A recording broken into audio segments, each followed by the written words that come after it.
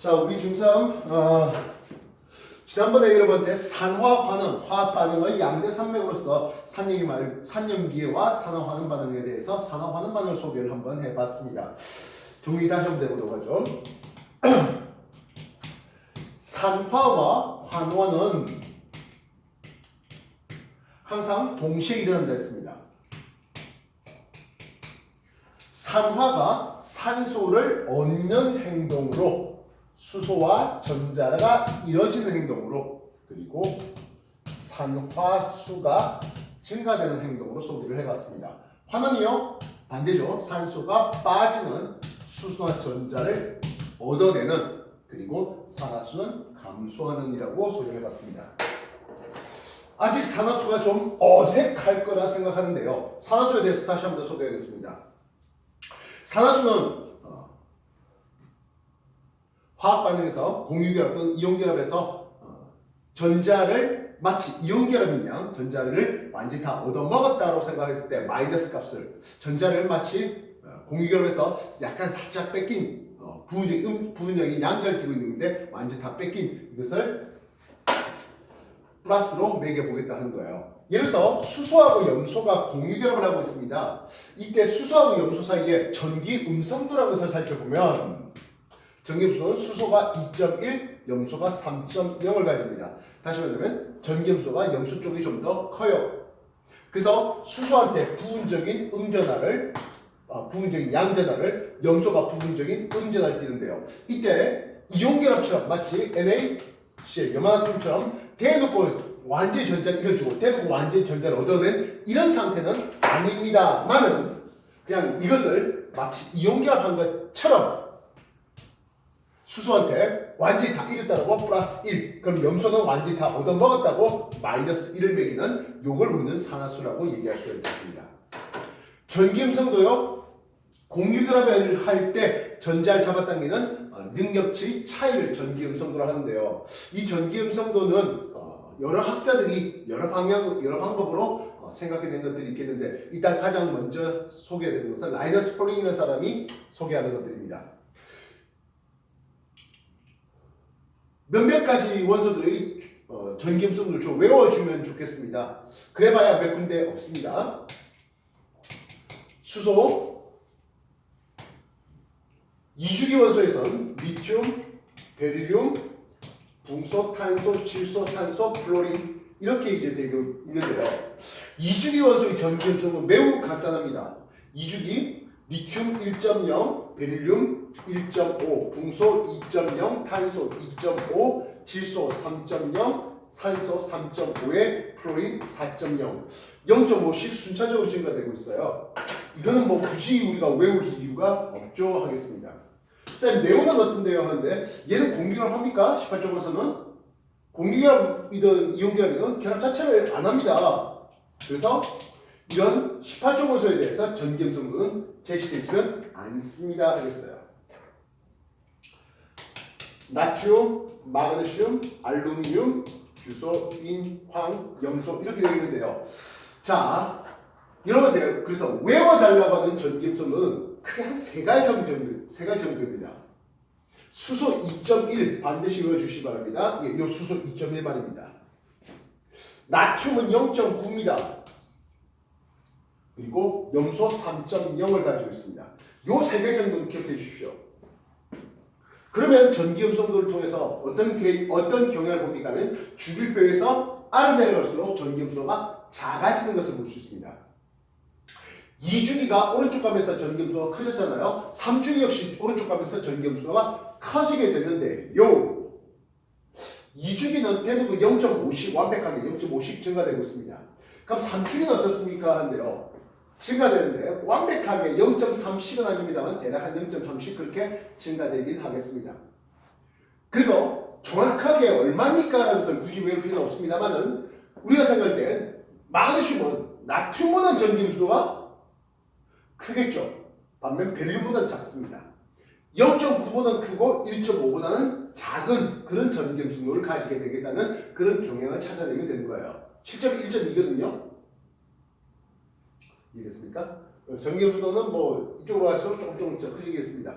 크게 숫자를 외울 이유까지는 3주기에서는 없습니다. 그래서 오른쪽 가면서 전기염수가 커져야 하는 그런 정도 수준으로 보면 충분할 것 같고요. 그래서 우리는 이 산소에 이제 관심을 그리고 수소에 좀 관심을 가지겠습니다. 왜냐하면 우리가 산화수라는 것을 표현할 때 공유결합을 할 때 뭐 대놓고 이온결합이면 그래서 산화수 다시 한 번 더 규칙을 낸다면 첫 번째 원소 물질이며 산소를 0으로 매기겠습니다. 예를 들어서 H2다, O2다, N2다, 뭐 금속, 마그네슘이다 이런 식으로 해놨다면은 얘네들은 원소 물질 산소를 0으로 매기겠습니다. 그리고 2번 1원자 이온이면 전하량이 곧 산화수로 매기겠다는 거죠. 나트륨 1 플러스 대놓고 플러스 1을 매기겠다고요? 마그네슘 2 플러스 대놓고 플러스 2라고 매기겠다는 거죠. 이해되겠습니까? CL에 대놓고 1 마이너스래요. 산소에 대놓고 2 마이너스래요. 마이너스 1, 마이너스 2 이렇게 매기가 달라는 겁니다. 세 번째 화합물에서 산화수의 총합은 산수 총합은 0이 되겠습니다. H2O, HCl, 뭐 NH3 이런 데서 볼 때 아까 보다시피 수소한테 플러스 1, 산소한테 마이너스, 염소한테 마이너스 1 통해서 아예 제로가 되도록 수소 플러스 1자리가 2개 있네요. 그리고 산소 마이너스 2자리에서 합이 제로가 되도록 수소 플러스 1이고요. 그게 3개 있어요. 질소는 마이너스 3 이렇게 매기겠다는 뜻입니다. 그래서 합해서 화합물에서 산화수 총합은 0이 되겠습니다. 이해됐습니까? 우리가 은연 중에 산소를 기본적으로 마이너스 2 왜? 산소는 16쪽이고 전기음수는 제일 커요. 플로린을 제외하고는 두 번째로 커요. 그러다 보니까 산소는 16쪽에서 옥텟을 만족하기 위해서 두 개의 전자를 얻어먹겠다. 이온결합처럼 됐으면 이온결합이었으면 대놓고 2-가 됐을 텐데 공유결합했다면 두 개의 전자를 얻어먹겠다. 마이너스 2가 되겠다는 게 기본이었습니다. 수소요. 수소는 비금속 중에서 전기염수가 작은 축에 속해요. 그래서 공유결합을 때문에 수소는 전자를 1을 내라고 하겠다는 거예요. 그래서 수소는 기본적으로 플러스 1을 매기겠습니다. 그러나 세상사 예외 없는 규칙이 없다고, 그죠? 예외 없는 규칙이 없다고. 산소한테 마이너스 2가 아닌 다른 산화수를 매기는 케이스가 있겠습니다. 산소한테 플로린이 2개 공유결합을 했다 하죠. 산소에서 전기음수가 더 크다 보니까 누가 플로린이 많습니다.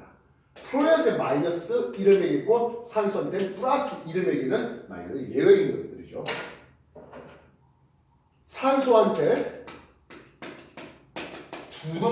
과산수입니다. 과산화물에서는 산소의 산수가 어떻게 되겠습니까? 하는 거예요. 수소의 산수를 플러스 1로 매겼잖아요. 산소한테 마이너스 1을, 산소한테 마이너스 1을, 수소한테 플러스 1을 매기는 이런 케이스가 되겠습니다. 거의 뭐 여러분한테 산소에 대한 예외는 이 두 가지 정도면 충분할 듯 하겠습니다. 수소한테 플러스 1을 매기겠다는데요. 그렇지 못할 케이스도 없지 않아 있겠습니다. 아까 말했듯이 수소가, 전기음수가 비금속들하고 비교해보면 작습니다. 그러나 금속하고 비교해보면 큽니다. 그래서 리튬에 수소가 붙었다면 수소한테는 마이너스 1을, 리튬한테 플러스 1을 매기는 이런 형식이 되겠다고요. 이해됐습니까? 이건 뭐 마그네슘이라든지 나트륨이라든지 이런 얘들하고도 다 똑같겠습니다. 다섯 번째, 어차피 화합물에서 이 얘기하고 그 괴가 같은데요. 다원자 이온에서는 하겠습니다. 예를 들어서 MnO4- 과망간산 이온에서는 하겠습니다. 얘네들을 산화수의 총합을 내기면 얼마 나와야 됩니까? 하면 마이너스 1이 나와야 되겠다는 뜻이에요. 근데 그거는요, 과망간산 이온, 원마이너스 음이온 혼자 있는 건 아니잖아요. 과망간산 칼륨 이렇게 해서 칼륨한테 플러스 1을 매기고 나머지 전체에서 마이너스 1을 매기겠다는 뜻입니다. 그래야 합이 굴체로가 되는 거 아니겠습니까? 그럼 산소한테 마이너스 2자리가 4개 있으니까 망간이제는 플러스 7이다 하는 이런 형식이 되는 거죠. 그래서 이런 다원자 이온에서 자주 나온 놈들의 산화수를 좀 기억해 줬으면 좋겠다라고 했는데요. 그러면서 나온 게 CrO4 쿠륨산 이온, 얘는 플러스 6 되겠습니다. 마이너스 2짜리 4개 있어서 합이 2 되도록 말입니다. 이해됐습니까? 그리고 Cr2, O7, 2 다이크로멘산 이온에서도 쿠륨은 하나의 산수 플러스 6이 되겠습니다. 특히 얘네들은 색깔에 대해서 기억을 좀 해달라고 했었던데요. 과망간산 이온의 요 색깔이 보라 색깔이죠. 기억해 놓으세요. 쿠륨산의 색깔은 노란색입니다. 다이크로멘산 이온의 색깔은 주황색이겠습니다. 그래서 아마 저번 수업 때 이런 다이크로멘산 이온을 가지고 혈중 알코올 농도를 측정하는 음주 측정기의 원리를 소개를 했었을 겁니다. 물론 뭐 그 방식의 여러분들이 직접 외워라 했던 것은 아니고요. 알겠습니까? 이런 것들 좀 기억을 해 주셨으면 좋겠습니다. 그 외 NO3-S 질소의 산수 플러스 5죠. SO4 2- 황산이어서 황의 산수 플러스 6 뭐 이런 것들 기억해 주셨으면 좋겠습니다. ClO4 원마이스 과염수산이어서 염수산수 플러스 7까지도 가능하겠다는 거죠. 특히 질소 같은 경우에 제일 산화수가 마이너스 될 때는 언제입니까 하면 암모니아 만들 때죠. 요놈이 NH3 암모니아 만들 때 이 질소의 산수는 마이너스 3입니다. 그래서 15종인 질소는 마이너스 3에서 플러스 5까지 변화될 수 있었습니다. 15종 원자가 전자 5개에 대해서 모자란 것만큼 3개를 얻었다 아니면 그 5개를 다 잃었단 말입니다. 뻔하게 황화수소에도 똑같은 내용을 해줄 수 있겠어요. H2S 황화수소에서 황해산수는 마이너스 2가 되겠죠. 그래서 16종은 2개를 얻거나 6개를 다 잃거나. 그럼 17종은 어떻습니까? 하네요. HCl에서 Cl은 마이너스 1 이렇게 될 수가 있었겠습니다. 이해됐습니까? 지금까지 했던 거 다시 한 번 더 정리해 보십시오. 이게 지난 시간까지 이어가고 수업을 했던 내용으로 선생님이 기억하고 있는데요. 정리 다시 한번 해보세요.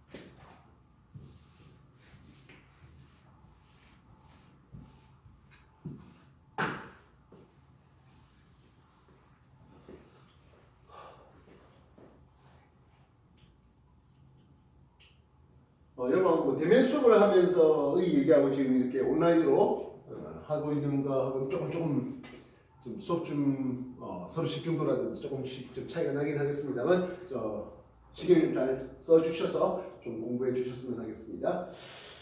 여러분들이 주기편 충분히 잘 알 거라 생각합니다만은 그지? 근데 우리가 관심 있는 건 1번부터 20번까지였지 않습니까? 전 형원소 1쪽에서 18쪽 원소 중에서 3에서 12족을 빼버린 전형 원소만 이제 관심을 가졌는데요. 요 3에서 12족 전이 원소의 오비탈 배치를 한번 해보도록 하겠습니다. 여러분 이 오비탈 배치는 스웨이드 3F 상에서 한번 소개가 됐는데요. 아직 제대로 안 했다 하는 학생들도 있을 것이겠고 난 배운 적이 없는데요 하는 학생들도 있을 수 있겠습니다.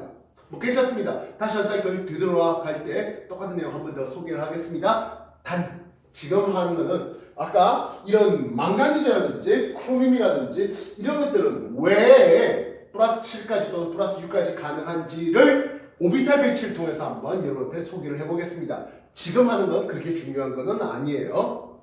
그러니까 저런 게 있었구나 하고 쓱 지나가고 까먹어도 상관 전혀 없습니다. 사주기 3족이라 불러준 놈이에요. 사주기 3족 되겠습니다. 원자번호 21번 스칸듐이라고 불러준 놈입니다. 21번이니까 전자가 전자가 21개가 있는데요. 얘네의 전자 배치를 가지면 원자번호 18번 아르곤까지 전자 배치를 가지는데요. 얘가 어떤 배치입니까 하면 오비탈 배치 특성상 1s 2개, 2s 2개, 2p에 6개, 3s 2개, 3p에 6개까지 이렇게 꽉 채운 놈이에요. 이제 그 다음에 3d 오비탈이 있는데 이때 3d 오비탈을 채우기에 앞서서 4s의 에너지가 더 낮아서 4s의 1개와 2개를 채웁니다. 예, 여기까지가 누굽니까 하면 여기까지가 원자번호 20번 칼슘이에요. 전형적인 패턴을 따르고 있습니다. 반면 d 오비탈을 가지고 있는 21번 스칸듐부터 시작되면 얘부터는 이제 전이 원소라는 이름을 쓰게 됩니다. 참고로 전이 원소는 d 오비탈이나 f 오비탈이나 이런 것들이 꽉 차있지 못한 비어있던 이런 놈들을 제시하는 이런 놈들을 전이 원소라는 이름을 쓰는데요. 참고로 전이 원소는 모두 다 금속입니다. 전형 원소는 금속인 놈도 있고 비금속인 놈들도 있습니다만 전이 원소는 100%다 금속입니다. 그럼 얘가 3D 하나예요 하겠습니다. 이게 원자번호 21번 스칸듐 오비탈 배치입니다. 참고로 3D 오비탈은 5개의 오비탈 박스를 가질 수 있습니다. 그래서 3D에 이렇게 하나 되어 하겠습니다. 4S에 있는 거요. 뭐 당연히 4S에 있는 거야. 이렇게 되겠죠. 이런 놈들은 여러 가지 산화수를 가질 수 있는데 여기서 말하는 여러 가지 산화수라는 것은 결국엔 여러 가지 전하량을 가지겠다는 뜻이에요. 스칸듐이 2+가 됩니다. 그때는 4S에 있는 전자를 먼저 이뤄주고요. 스칸듐이 3+가 되면 여기 3D에 있는 전자를 이뤄주게 됩니다. 우리가 전형원소, 나트륨, 칼륨 이런 것들은 1풀만 가능했고요. 이조원소, 마그네슘, 칼슘 이런 것들은 2풀만 가능한 것은 그 원자가 전자를 이뤄주는 과정에서 18조 원소 같은 전자 배치를 가지게 되는데 얘네들은 아직 d 오비탈이 있기 때문에 원자가 전자가 4s 이게 원자가 전자예요. 원자가 전자 2개를 먼저 이뤄주는 놈이 한 번 나오고 그 다음 d 오비탈까지 이뤄주는 놈이 또 한 번 더 나오게 됩니다. 옛날엔 티타늄, 요즘엔 발음 좀 굴려갖고 타이타늄 이렇게 발음하고 있습니다. 얘는 역시 마찬가지죠. 18번 아르곤 같은 전자 배치를 가지고 4S에 2개, 3D에 2개를 채우는 모습입니다. 그래서 타이타늄의 2+ 역시 4S에 있는 전자를 먼저 이뤄줍니다. 그 다음 타이타늄이 4+ 될 때는 이 놈을 이뤄주게 되겠습니다. 타이타늄은 2풀도 있고 4+도 있어요. 다시 보자면 이온 전달액이 플러스 2 플러스 4, 산화수가 플러스 2 플러스 4 두 가지가 가능하다는 뜻입니다. 23번 바나듐이라는 놈인데요. 역시 마찬가지예요. 똑같이 되어 있고 3D에 3개 되어 있습니다.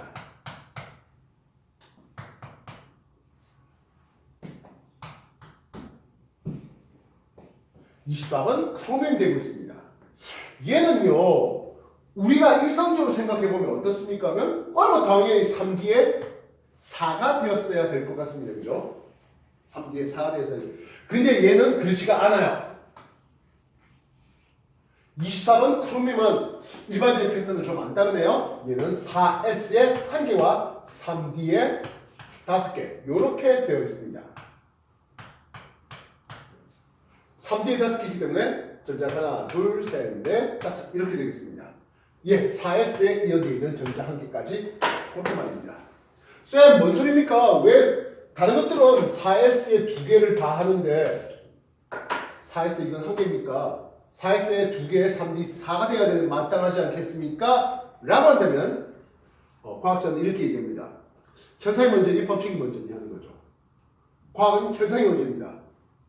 그래서 3D에 5를 채우고 4S에 하나를 채우는 이런 현상을 보고 거기에 대한 규칙성을 찾는 거예요. 즉 4주기 이게 4주기 6족이 그러한데 5주기 6족은 어떻습니까? 근데 5주기 6족도 똑같은 행동을 보이더라고요. 그래서 거기에 대해서 야 얘네들은 아무래도 쌍으로 있는 전자보다 홀로 있는 전자가 좀 더 전자가 반발력을 좀 완화시킬 수 있으니까 3D에 하나보다는 3D에 이렇게 채우는 것보다는 S 있는 게 하나 더 들어와서 나머지 홀 전자를 다 채우는 게 좀 더 안정해. 뭐 그런 식으로 말을 만드는 과정입니다. 일단 크로뮴이라는 것이 여러분 아까 Cr3 플러스도 가능한데요. Cr 크로뮴이 산수가 플러스 6까지 산화수가 가능했습니다. 물론 그렇다고 해서 크로뮴이 플러스 6가 이온을 제시하는 건 아니에요. 예, 여기 있는 전자 6개를 다 잃을 때 크로뮴 산화수가 플러스 6이 될 수 있었습니다. CR54 2- 이런 거 할 때 말입니다. 이해됐습니까?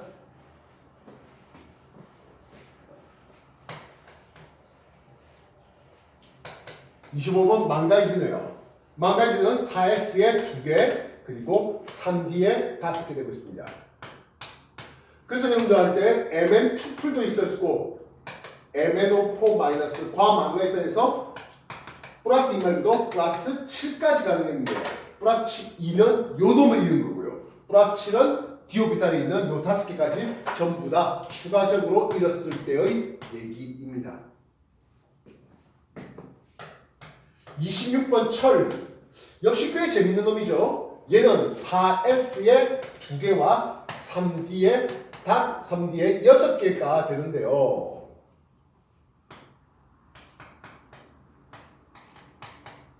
그래서 철은 2+도 되고요. 그래서 산화철 2라고 불러주면 FeO 이렇게 되고 산화철 3가 되면 Fe2O3가 되는데요. 결국엔 철은 2풀과 3풀이 가능한 것은 2+요. 일단 원자가 전자에 해당하는 4S에 있는 전자 2개를 먼저 이뤄준 타입이고요. 3D에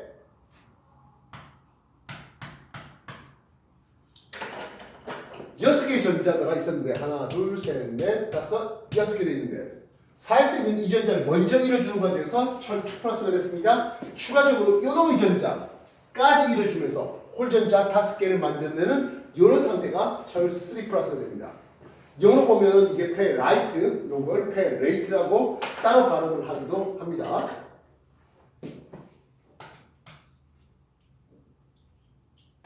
코발트 27번, 28번, 니켈 29번, 구리. 자, 29번 구리를 한번 보시면 29번 구리는 자, 경향상 보시면 알겠지만은 이게 3D에 7, 3D에 8 채우잖아요. 29번 구리가 되면요.